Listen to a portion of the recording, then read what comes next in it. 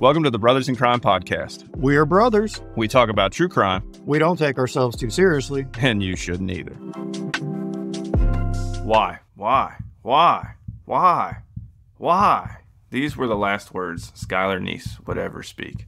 On July 7th, 2012, I moved to Morgantown, West Virginia to attend law school. The day before, July 6th, a young girl named Skylar would sneak out of her parents' apartment for the last time. Skylar was 16. She lived in an area of Morgantown known as Star City. There's a Dateline episode about this case, and one thing I have to say is they try to paint Star City as this one traffic light Mayberry type town in West Virginia with only 1,800 people. And they're not technically wrong, but what you have to understand is that Star City is essentially a section of Morgantown. It's like a neighborhood within the city. Within this college town that has a population of 30,000 and then roughly 25,000 students that come in every fall. But back to Skylar, she was an only child. She worked at Wendy's. She was an excellent student who had a 4.0 GPA in high school and aspirations of attending WVU and someday becoming a lawyer herself.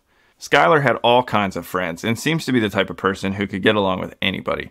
She had lots of friends with different backgrounds and different kinds of kids, and based on accounts from the people she went to school with and her family, she was also fiercely independent and capable. She didn't hide how she felt, and if she thought something, she was going to say it. She really spoke her mind. In the book, Pretty Little Killers, Skylar's father recalls a story from when Skylar was a little girl, and their family was on vacation. They were actually at the beach. And even though they were at the beach, as many families do, they spent some time at the pool at the hotel to go swimming. And he said as he was getting ready for the pool, Skylar was so excited and she was already ready. She had her swimsuit and stuff on, and she was just determined to get in the pool right away. She didn't want to wait for her parents, and so she just jumped in the pool before her dad was in there and ready for her. And he recalls that memory in the context of explaining to the world the kind of person that Skylar was. That she lived sort of head first, but always managed to figure it out. Now let's get back to Morgantown, July 5th, 2012. Skylar returned to her family's apartment after working a shift at Wendy's. Shout out, $5 biggie bag. Now Skylar hated smelling like the fryers at work, which I think we can all understand if we've worked in fast food or in those kind of industries.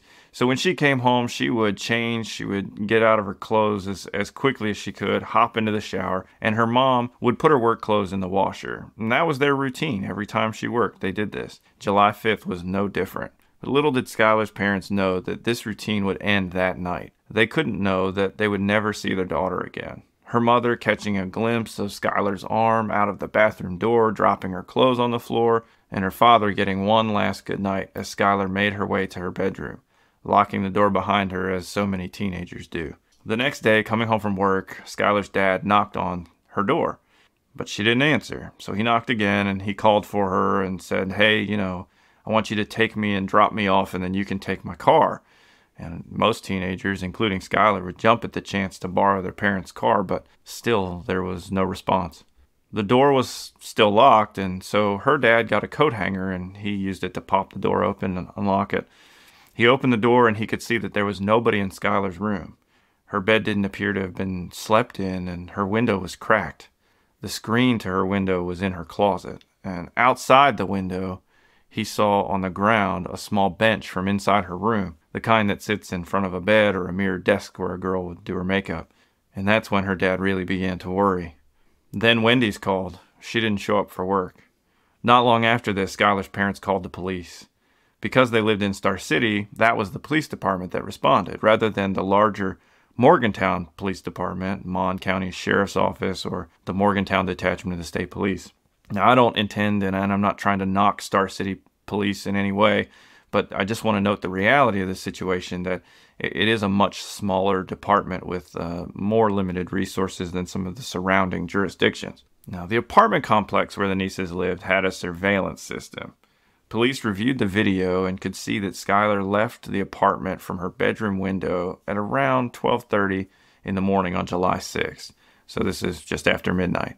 She got into a car, but the footage is very grainy. It's hard to make out the details about the car.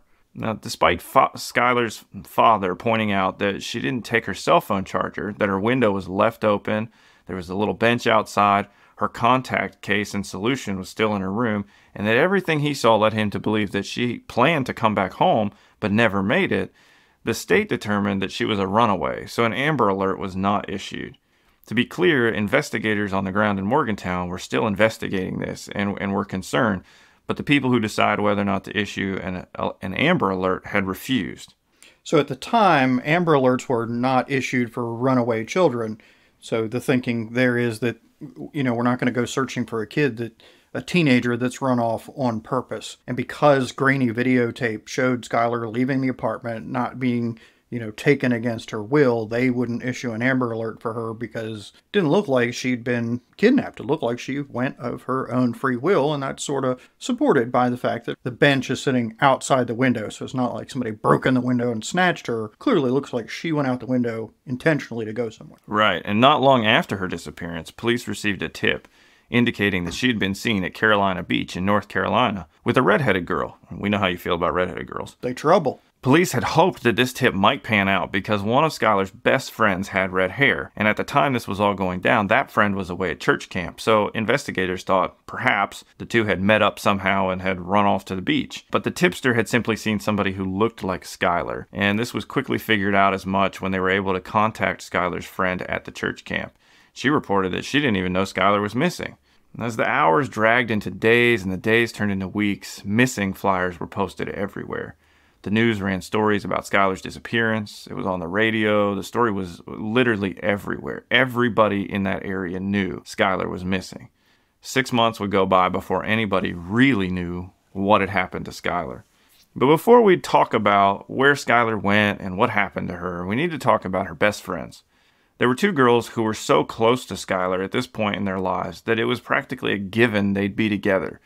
Skylar's father has even said that, they talked essentially 24 hours a day. The trio referred to themselves as the Three Musketeers. Sheila Eddy and Rachel Schoaf attended University High School with Skylar. The school's just north of Morgantown. Skylar and Sheila had known each other since they were 8 years old and had been friends for all of that time.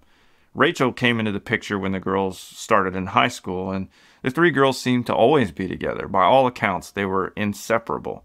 And Sheila was a fun-loving teenager that maybe pushed the boundaries a bit further than somebody her age ought to, but still, Skylar's parents accepted her as if she was their own daughter. Skylar's mom has said that Sheila didn't even knock on the door when she came over. She just came on in. Not long after Skylar disappeared, Sheila came over to the Neese's apartment and asked to go spend time in Skylar's room. Skylar's mom heard Sheila crying and went to the room to comfort her, just as she had comforted her own now missing daughter there so many times. And Sheila and her mother would actually help in the search efforts to look for Skylar in the days after her disappearance. Rachel was different from Sheila in many ways. Rachel fit more of a good girl stereotype and was well liked by many of her classmates. She didn't have a similarly promiscuous reputation or regularly associate with people who were several years older like Sheila did. She was also a talented singer and actor who had aspirations for Broadway. She regularly landed the leading roles in school performances, and her family provided a strict Catholic background. The three girls spent a ton of time together, but in the months leading up to Skylar's disappearance, it was clear that the Three Musketeers had some underlying tensions with each other. Their social media activity leaves no question about this. For example, on May 31st, 2012, Skylar tweeted, "You're a two-faced bitch and obviously stupid if you thought I wouldn't find out." Another tweet from that spring said, "Too bad my friends are having lives without me." The day before Skylar disappeared, she posted, "You doing shit like this is why I can never completely trust you." And then, the afternoon before she disappeared, she tweeted, "Sick of being a home. Thanks, friends. Love hanging out with you all too." This narrative is confirmed looking back on everything that happened. Skylar felt that Sheila and Rachel were becoming closer and pushing her out of their friendship. It wasn't just on social media. Their classmates noticed the tension too. But nobody could have predicted what it was building up to. The other high schoolers simply noticed that Sheila and Skylar seemed to be at each other's throats more and more. Can you just tell me why I had to play the part of the 16-year-old girl? Is it just because I have B cups? I mean, it helps. Okay. Now that we know a little bit more about Sheila and Rachel, do you remember how the police reviewed the apartment complex video? How I said that earlier? Oh, that they reviewed it? Yes. Yeah, sorry. Now, the video is fairly grainy. You can make out there's cars and whatever, but the details are pretty limited, especially as you get further away.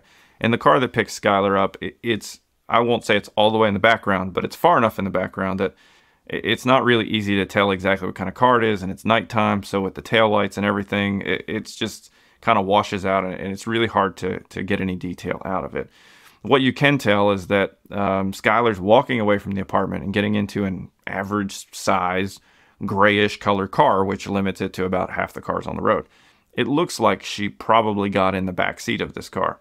Yeah, it's the kind of thing when I saw that video, and it looked to me like the kind of thing where you couldn't look at that video and go, oh, that's a 2003 Toyota Camry. But if you had a 2003 Toyota Camry that you were used to, that you'd seen before, if you showed a picture of it and then looked at that, you'd say, yeah, that looks like the car. It's one of those where it's consistent with, we can't rule it out as, but, you know, on its own, would a stranger identify it? Probably not. I get what you're saying. Yeah, that's a good way to put it. You're exactly right. Well, Sheila Eddy was driving that car, Skylar's best friend. Sheila called Skylar's parents after she went missing, and that's not unusual.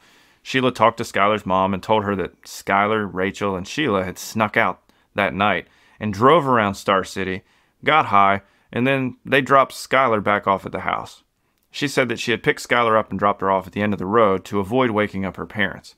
So everybody believes that Skylar went out with Rachel and Sheila, came back, and then got into this other car that's seen on the camera. Now, Rachel told investigators the same thing, the exact same thing. Well, where was Skylar then? Whose car did she get into? The girls were hiding something, investigators believed, and eventually so did Skylar's parents. But what? Where had they really gone? What had they really done? Skylar's parents could never have imagined the truth. Nobody could. The rumors swirled around town, everything from Skylar had OD'd on heroin at a party and people dumped her body down a mine shaft to her disappearance was somehow tied into a couple of nearby bank robberies. In September, 2 months after Skylar disappeared, the West Virginia State Police and FBI had joined the investigation. Police chased the leads, they looked into the rumors, they worked the case. Even they weren't expecting to end up where the truth took them. Investigators kept coming back to Sheila and Rachel. And it makes sense. If you think about it, they were Skylar's best friends. They were the last ones to see her the night she went missing. And when they were questioned, something just seemed off. Investigators said their demeanor and body language during these interviews raised questions.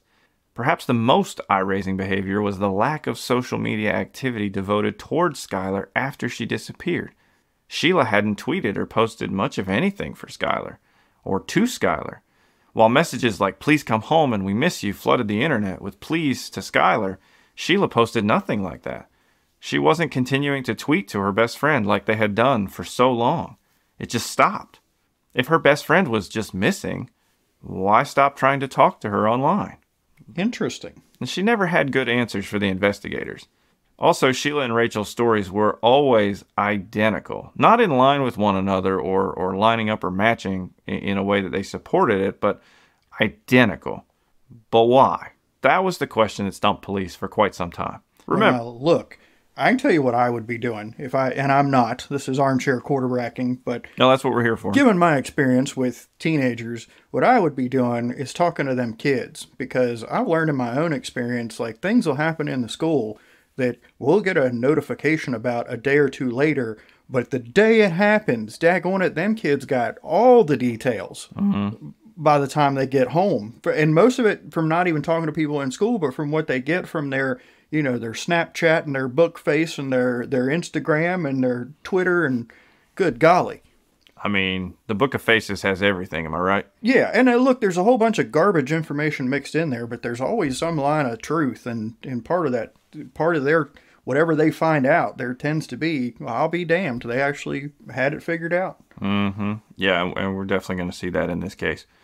Remember that it took the police a little while to realize that the car Skylar got into actually belonged to Sheila. Well, after that break, they looked into surveillance footage for that time period in the area around where Skylar's parents' apartment was. And they got a break when video footage at a Sheetz, which is a convenience store in that area, showed Sheila's car going a different direction than what she had told them. And then Rachel's cell phone records showed her phone pinging off a tower in nearby Blacksville, which lined up with the Sheetz footage but contradicted the girl's story. Uh-oh. Investigators knew these two girls, Skylar's best friends, had the answers. When confronted with this information, their stories changed. They went somewhere different, that they had let Skylar out of the car and then they didn't know what happened to her. Investigators believed the girls were definitely hiding something, that they knew where Skylar really went. They knew what she was really doing that night. But what were they covering for her and why? Wait, so at this point they changed their story from we let her out at the end of the road to, okay, well, yeah, we went this other direction and we dropped her off somewhere. There's saying they dropped her off somewhere that wasn't the end of her driveway now? Right, yeah. So now they're saying, well, we don't really know what she was going to go do. We think she was going to meet up with a boy or something. And she told us to just let her out here in this random place. Right. Yeah. Now, none of it makes any sense. But what are they hiding, right? It turned out that what they were hiding apparently became too much for the seemingly meek Rachel. After her parents called 911 because Rachel was uncontrollable, like hitting them and running through the neighborhood screaming, and this can be heard on the 911 call, she was committed at Chestnut Ridge, which is like a local psychiatric place. The case would then break wide open. Not long after that, in January of 2013, about 6 months after Skylar disappeared, Rachel and her parents asked the investigators to meet them at Rachel's attorney's office. Rachel has an attorney? Yeah, that's kind of what the police thought too. So there they sat in downtown Morgantown, and police began asking the wrong questions. They didn't know it. They asked things like, so what drugs did Skylar try, and where did she OD, and how did this all go down, and who was she really going to meet that night? As they asked the questions, Rachel pulled a trash can closer to her, sliding it across the floor in apparent anticipation of throwing up from what she was about to tell the state trooper. He wasn't prepared for what she said. We stabbed her. Oh, damn. Rachel and Sheila had stabbed their best friend to death. They picked Skylar up at her house, which she snuck out of, thinking that they were going to go smoke some weed together and hang out, as best friends did, often. They drove about 30 miles away to a secluded, wooded area in Pennsylvania, crossing state lines. The three girls got out of the car and went to a spot where they were supposed to be smoking together, when Skylar realized she'd forgotten a lighter. So she turned to go back to the car, and that's when Rachel said, "On three," and then the girls attacked. Rachel and Sheila stabbed Skylar over and over and over again. But remember, even at 5'4" and probably not weighing more than a wet towel, Skylar was a stubborn, if not confident and determined little girl. So she fought back. She managed to wrangle Rachel's knife away for a moment, even cutting her just above her ankle, and she was able to put a little distance between her and the girls, but Skylar, being caught off guard by her two best friends literally stabbing her in the back, and being outnumbered 2-1, she never had a chance. She was stabbed dozens of times and succumbed to her injuries. Skylar only ever said one word to these girls who were supposed to be her friends. Why? Why? Why? The trooper asked Rachel the same question now. Why? We didn't like her. Again, she was hiding something, but this was all either girl would ever say about their motive until a decade later. Rachel told the trooper how the plan began, in science class. Thinking it was a good idea to kill Skylar and then discussing how they would do it, some students say that they even asked questions in class about disposing of bodies with acid and other inappropriate inquiries for a 10th grade science class. Okay, hold on. So they were talking about this in science class, but this happened in July, like July 5th and into the 6th. So they've been thinking about this a while. Yeah, this was months before the murder occurred. Oh, wow. Yeah, I mean, this was not like let's kill our friend, and then the next day we did it without really thinking about it. This is very much planned out. They continued to plan the murder. Every detail about their scheming and planning is absolutely wicked and terrifying. There's video of Sheila asking the other two girls to share which way they'd rather die between two choices, like, would you rather be stabbed or shot? Apparently, they played this game on more than one occasion. They decided on the day that they would carry out their plan, in part because Rachel wanted to get it done before she left for church camp.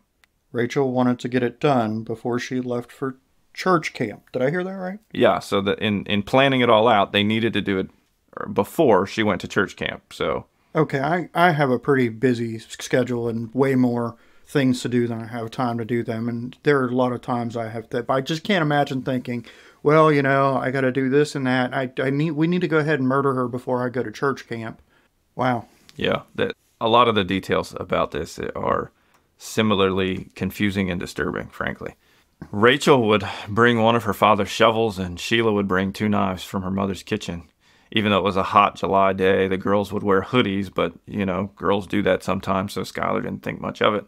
And the hoodies were worn so that they could hide the knives in the pockets, and Skylar wouldn't know that they had them. The rest of Sheila's trunk was loaded with cleaning supplies and a change of clothes for each girl. As they continued to stab Skylar, the life leaving her body, there's no indication that either girl had any problem with what they had just done, as their friend died before them. Quite the contrary, according to the book that I referenced earlier, the 2 girls actually stripped their bloody clothes and had sex at the scene where they had just murdered their best friend. Ugh. They weren't able to dig a suitable grave due to the terrain, so they just gave up on that and decided instead to loosely cover Skylar's body with some dirt and brush. Skylar's dad has said that they left his daughter there like she was trash. Rachel took investigators to the area where they'd murdered her. There was snow on the ground, and she couldn't remember exactly where they had left Skylar, so it took a while, even after she took them to this area, for them to find what was left of her remains. And more time passed before they were able to confirm it was Skylar, and all along, Skylar's parents holding out hope that maybe their daughter was still alive and this wouldn't be her. Right, that she would come home. So there was snow on the ground. I might have missed the when, but when they killed her in July, and when did they find her remains? This would have been around January. Oh, so months had gone by. Oh yeah. And there wasn't a lot left at that point because they didn't put her, they didn't bury her. They just basically covered her up a little bit. So between the animals and the elements, it was not a lot left. Sure. Wow. Now, police also recovered Skylar's DNA from Sheila's trunk. And they had Rachel confessing to all this. But remember, Rachel has lied to the police on multiple occasions, so they can't just take her word for it, even though they have all this other stuff. Maybe she did it all and she's trying to pin it on Sheila. So what they wanted to do is they wanted to try to get Sheila to say something incriminating, and Rachel agreed to be part of this. So using cameras set up in Rachel's house, they had her have Sheila come over, and they had some conversations to try to see if Sheila would incriminate herself, but it was unsuccessful. Ultimately, though, Sheila was arrested in the parking lot of a Cracker Barrel in Morgantown. Rachel, for her cooperation with the investigation, was allowed to plead guilty to second-degree murder, even though this is clearly first-degree, and she was sentenced to 30 years. And actually, I was at several of the hearings in this case because, like I said, I had moved to Morgantown at that time, and just by the way things worked out, I actually did an internship for the judge who presided over this case. And I want to be clear here that nothing in this episode, nothing in the show notes, and nothing that comes out of my mouth or from me will reveal anything that I observed, heard, or was aware of from serving in that capacity or working in that capacity. Everything that we're talking about is public record. It's in the books, it's in the news articles, it's in the court documents. There's nothing behind the scenes that's going to get let out in this podcast because that's just not the way I roll. But to witness all of this, it was almost surreal in a horrible way. Rachel had this agreement, and it's kind of interesting. I thought you might ask me about just some of the legal nuance here, because if you think about it, these girls planned a kidnapping in Morgantown. They basically effected a kidnapping that went from Morgantown into Pennsylvania, and they committed a murder in Pennsylvania, but then she ends up pleading in state court in West Virginia. So you have multiple jurisdictions who have some interest in this case and multiple crimes being committed. And frankly, Rachel pleading to second-degree murder is quite a concession in a case like this. And being sentenced to 30 years was also something that was, frankly, kind of a gift for somebody to commit such a heinous crime. And I'll say that at the hearing, the prosecutor stood by the plea agreement, but in a somewhat uncharacteristic way that you don't typically see this. She argued that while not abandoning what the state's position was in the plea agreement, for the court to really look at this case and look at what was done and to sentence Rachel to an appropriate sentence. And so in a way, it was like saying, we're going to do what we have to do according to this plea agreement, but this is a terrible person, so do what you want, judge, but don't, stay in the terms of the plea agreement. And that had to do with the amount of time she was sentenced to, because I think under the plea agreement, she was looking at 20 to 30 years. And the prosecutor had agreed to that. But when it came down to it, sort of argued for, hey, listen, it wouldn't be the worst thing in the world if she got the high end of the sentence. So the prosecutor said, look, we agreed to, based on her providing this information, even though she was involved in this and a participant in this, in a sense, she cooperated with us, gave us the information, and attempted to help get evidence on Sheila. We agreed to 20 to 30 years, but hey, judge, she's a evil, rotten person, so, 30 probably make more sense. But more or less, with some nuance there, that's pretty much how it went down. And I think, sitting in court and watching and observing that, my recollection is that the judge actually asked the prosecutor, are you still sticking by this original agreement that you have? Or are you saying that, because it was a sort of an impassioned, like, hey, this is a terrible person. And so the prosecutor clarified, no, we stick by our original agreement. We just want to make the record really clear. So all these girls were all juveniles, all 16 or right around there? Correct, yes. Okay. Yeah, and so they were charged and bound up as adults because of their ages. That's permissible under West Virginia law. So even though they were juveniles at the time the crime was committed, because we're talking about murder, they were able to be proceeded against as if they were adults, given their age. Because I think they were all at least 16. And then Sheila, on the other hand, so we know what happened with Rachel, but Sheila she pled guilty to first-degree murder and received a sentence of life with mercy. That's how we say it in West Virginia, which just means that she has the possibility of parole. Because she was a minor at the time of the offense, it's required that she have the possibility of parole. No minor can be sentenced to life without parole, which I think we talked about a little bit in the DC Snipers episode. Yeah, because Lee Boyd Malvo was originally life without parole, but then there was a Supreme Court ruling that said, for minors, you can't do that. You have to leave at least the possibility there. Right. Yeah, and it's my understanding that Sheila's first opportunity to seek parole will be in 2028. Now, while we're talking about parole, Rachel had her first parole hearing not so long ago in May of 2023. Speaking about the murder, she told the parole board, and this goes to, you remember when to back up for a second, she told the police that they just didn't like Skylar. And that was the official narrative around this case. Even in court, it was, well, we just didn't like her. Yeah, yeah. There's a lot of people I don't like. There's a lot of people don't like. And, there's no murders happening. And it just didn't seem to add up. And there's a lot of rumors and speculation about, well, why did they actually do it and all that kind of stuff. So speaking about it, she told the parole board, after things became known with the relationship, there was tension between us. It was hostile and violent in our teenage minds. We just didn't know how to handle the conflict. We just wanted it to stop. Well, what is she talking about?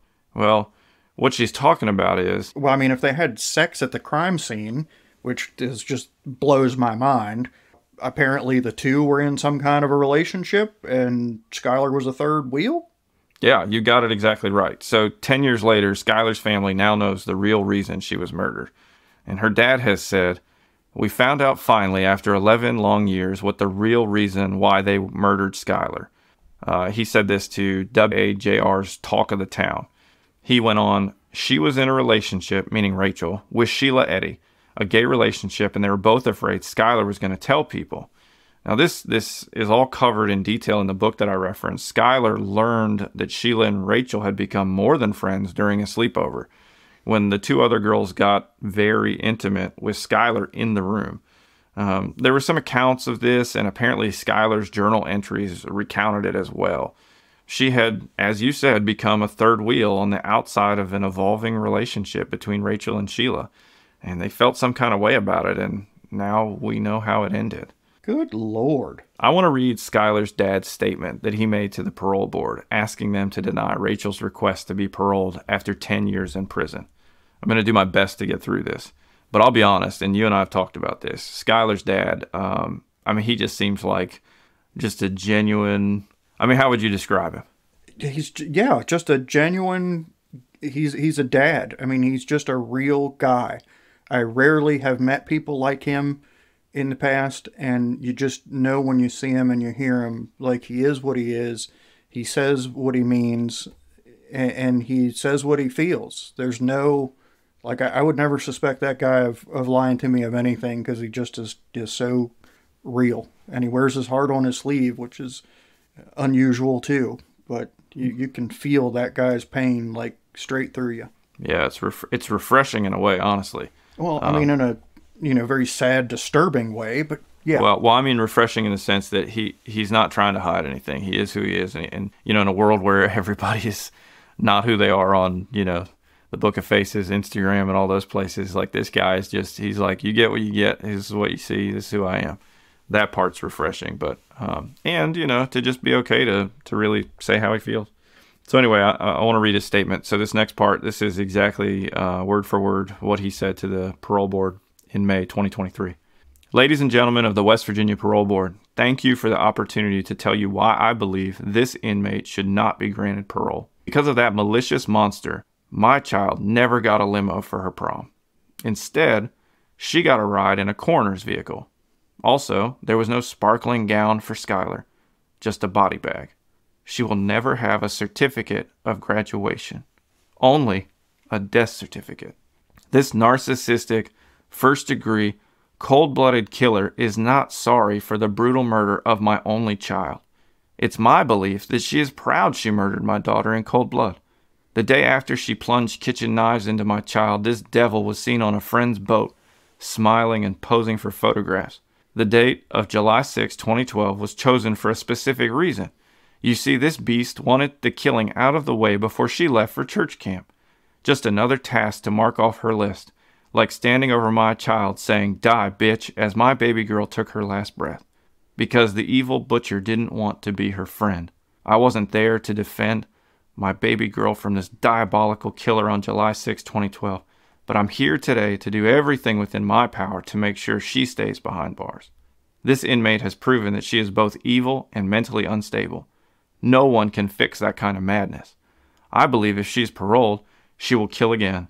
Murder is a game to this inmate. Ladies and gentlemen, that is insanity. This person has proved to be a narcissist and is a dangerous person who has no remorse in the least. This inmate has destroyed so many lives when she murdered Skylar.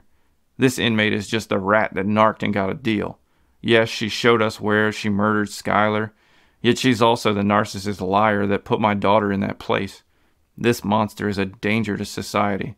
If released, no parent can close their eyes at night without fear that their own child could possibly be the next victim. This vicious murderer sits here today asking for a second chance. I ask you, where is Skylar's second chance? Where was her second chance when this monster counted to 3 and began to slash and stab at my only child? I don't want to live in a world without Skylar, but I have to. I want to make sure it's as safe as possible from predators like this one. I ask that you deny parole for this diabolical butcher and allow Skylar's mother and I the knowledge that her killer will not be granted the reality of adulthood that our daughter was never allowed to experience. And wow, that's powerful. How did the parole board, words are hard. How did the parole board vote? Well, fortunately, at least in my opinion, they denied her request for parole. I can't even word now. You're right, that's a lot. But yeah, they denied her request for parole. And according to the West Virginia Department of Corrections website now, her projected release date is 2028. And you're probably thinking, well, didn't you say she got 30 years?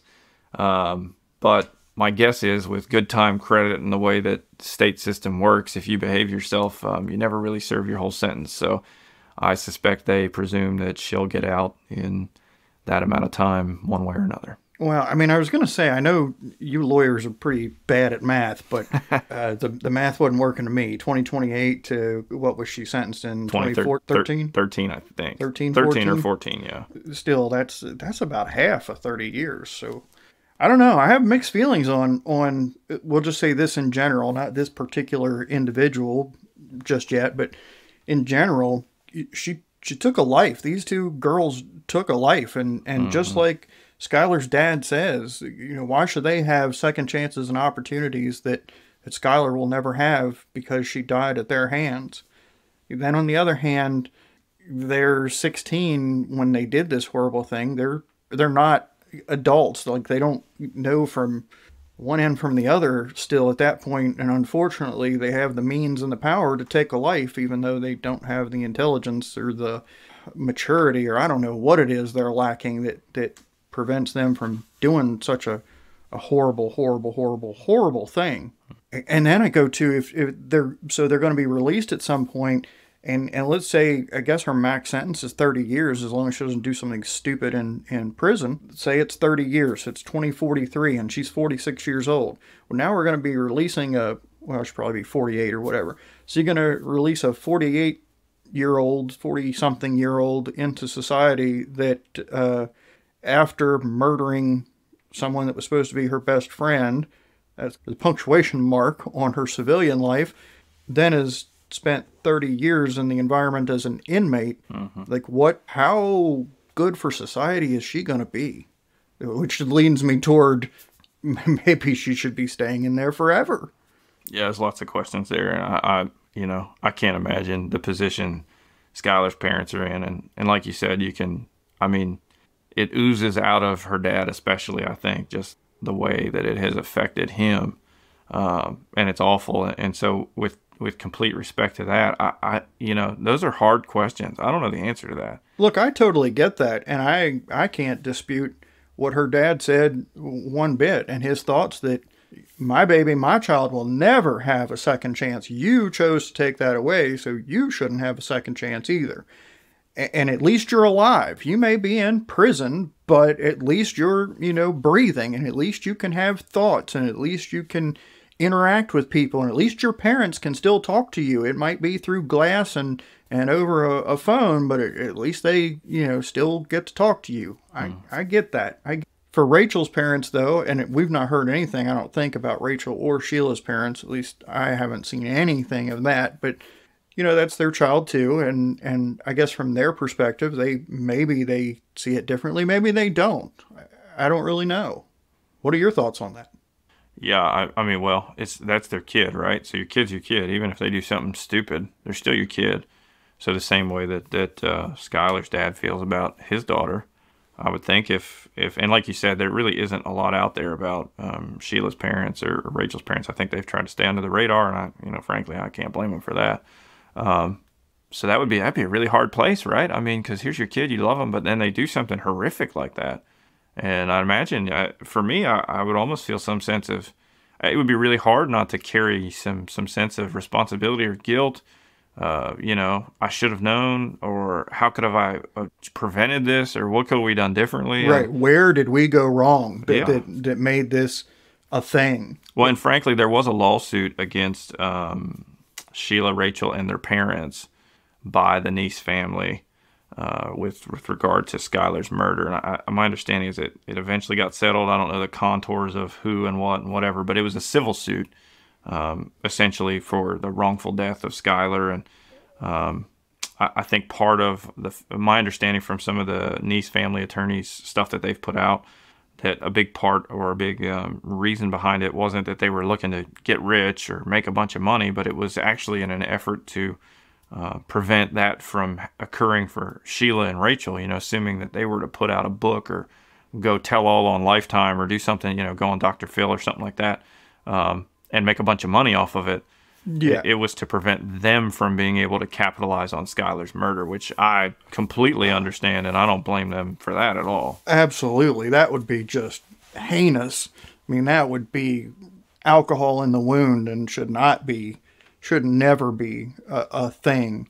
And I'm not trying to defend Rachel or Sheila by any stretch of the imagination. That's some pure evil, messed up, and completely unnecessary, just ridiculous nonsense. And my heart goes out to Skylar's mom and dad and the rest of her family, who are all broken up. Was just trying to think through putting that each of these 16-year-olds, they had parents in their lives are forever changed. So, this ended Skylar's life. It really messed up the lives of all the people, her family that loved her, but it also effectively, it sent Sheila and Rachel's life on a very different path than they had planned. I don't think there's church camp in What is it, Greenville? I don't know. You'd be surprised. They probably do have church camp there. I did notice that since you brought that up, you can look up mug shots and inmate shots and things like that. In Rachel's, I think it's the most recent inmate picture I saw. She's wearing a cross, on a necklace, which I'm honestly kind of surprised that she can have a necklace, but maybe it's different in women's prisons. Some of that stuff, I don't know. Well, yeah, until she decides to use it to stab somebody. I'm with you. I hope she has really found faith and had to come to Jesus. But you always, I think, have to be skeptical. Especially for the girl who needed to commit a murder so she could get to church camp without it affecting her schedule. Obviously, she didn't have a whole understanding of how that stuff works there. Ain't that the truth, man? Yeah, it's an awful case. I just sort of also, while we're kind of talking about some of the peripheral stuff on this case, I'll say the investigators, and there's a Dateline on this case. There's a 2020 on this case. It's been covered a bunch. The investigators discuss in different interviews that Sheila's demeanor is just very. When she wants to put it on, she puts it on. When she's not in the limelight or she's not getting what she wants, then she's a totally different person. And there's an air about her that's I don't want to say it's evil, but it has that sort of creepy kind of psychopathic type of behavior. And I'll say, from just witnessing her physically in the courtroom, being in the same room with her, I would agree with that. And I think she's very much, I can see the whole, all of these labels that classmates and others throw around about being narcissistic and this kind of thing. That seems readily apparent from just a little bit of time that I spent a room with her. Was Sheila the redhead, or was that Rachel? Rachel is the redhead. Well, as Bobby Boucher would say, Mama say redheads is the devil. Hey, maybe Mama was right. We're always worried about stranger danger, that somebody's going to break in our house, or that somebody's going to carjack us, or we're going to get, shot on the street by some stranger or robbed or something. And here's proof that, and we know statistically, you're much more likely to be assaulted, raped, killed by someone you know and trust than some stranger. But man, if this just doesn't highlight that. Yeah. These are the BF. You're going out, your 16-year-old girl going out with who's supposed to be your two best friends. You should be, walking on clouds, not having a fear in the world, other than maybe you get caught for sneaking out smoking pot, which is the only kind of thing, that should be a 16-year-old sort of biggest worry at that moment in life. Not my two BFFs are going to whip out knives and stab me, which they've been planning to do for months. Yeah, this wasn't Mean Girl stuff. This was on just a sick, distorted level that, frankly, I mean, this is the kind of thing you look at and you just, I think this is hard to wrap your mind around, honestly. Because like you said, as a 16-year-old kid, and honestly, it seemed like that was the case. Skylar, it wasn't a thought in her mind that they would ever do something like that to her. And why should it be? It should never be. Yeah, no 16-year-old should ever have to worry about that. But, as Joe Kenda says, the most dangerous animal on the planet is a human being. And I would just add that the most devious is quite possibly the teenage girl. The biggest question surrounding many murders, and we've asked it in many of the episodes that we've done so far, many of the cases that we've looked at that haven't been on the podcast, is why? Why? That's what fuels most true crime people, right? We want to know the why behind people and what they're doing, these crazy things, these evil things. What drove them to do that? It's human behavior is what's interesting to a lot of us. But here it is so poignant that why was also the victim's last word.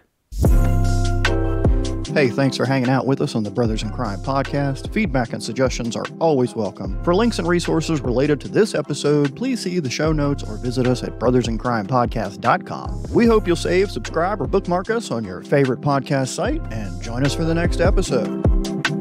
Just delete that. Just delete what? I just blurted out and then took it back. And we know how it ended. No, yeah. Oh, yeah. Sorry. We're good with... Well, and then you said something. You said, good Lord.